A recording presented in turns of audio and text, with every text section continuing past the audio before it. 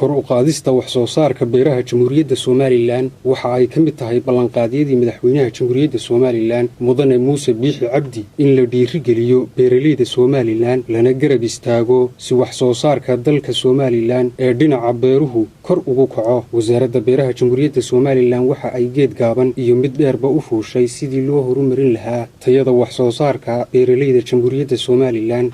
waxaan booqasho ku tagay deegaanka Gubdheer oo ka tirsan Abaarso. waxa beer ka mid ah beeraleyda deegaankaasi maal gashaday mid ka mid ah qurbo joogta reer Soomaaliland ee muddada dheer ku maqnaa qurbaha si uu wax soo saar uga sameeyo dalkiisa hooyo. waa kan Ibraahim Xasan Ismaaciil oo iga warramaya faa'iidada ay leedahay in dalkaaga hooyo aad wax kala soo baxdo.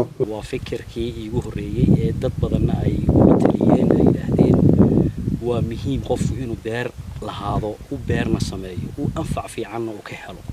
marka emigahan meel wanaagsan waan joogaa oo waan rajaynaynaa inaan wax inta ka badan oo beer kale oo badan aan sii sameeyno. dadka qurbo joogta waxaan kula talin lahaa inuu nin walba isku dayo maanta beer wax ka wanaagsan ma jiro. dadku si kale u fahmaano ma dib baa loo noqonayaa bay koranayaan. waa khalad erigaasi.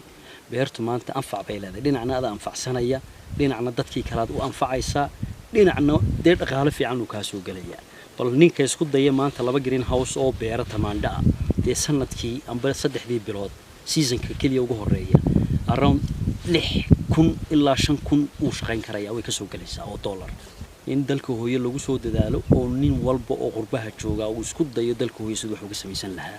laga soo bilaabo 2017 ilaa hadda waxaa soo badanaya wax soo saarka beeraha Jamhuuriyadda Soomaaliland. waa Mustafa Axmed Samakaab, telefishinka qaranka Soomaaliland.